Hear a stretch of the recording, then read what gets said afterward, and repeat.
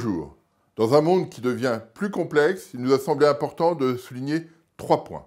Premier point, sur le commerce mondial, on sait qu'il y a aujourd'hui des prémices d'une guerre commerciale à l'initiative des États-Unis.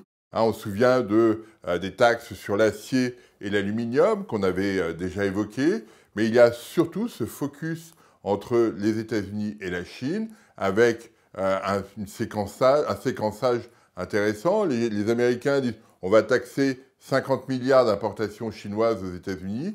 Les Chinois répliquent en disant nous aussi, on va taxer 50 milliards d'importations américaines en Chine. Et Donald Trump réplique en disant ce ne sera pas 50 milliards qui seront taxés, mais 200 milliards. Donc on rentre dans une logique de représailles.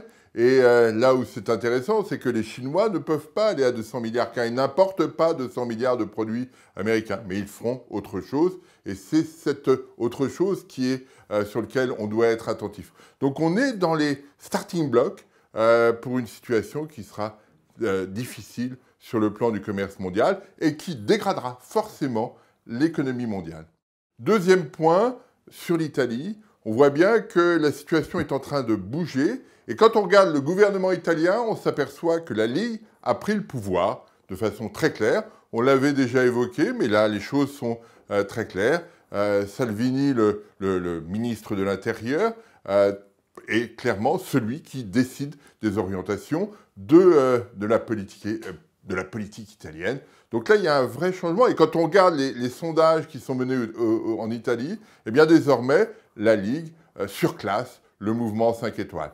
Donc il y a une vraie situation et peut-être derrière un risque de frottement très fort entre les deux parties. Donc ça va être à surveiller.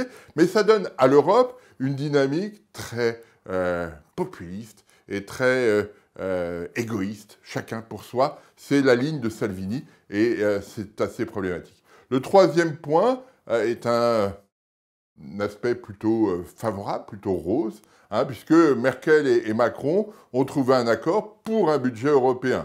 Alors, on s'est arrêté là, on a dit il y aura des recettes, il y aura des dépenses, etc. On n'en sait pas plus. Et cette question reste malgré tout importante parce que Macron parlait de plusieurs points de PIB pour la taille du budget. Merkel, dans un interview récent, parlait de quelques dizaines de milliards d'euros.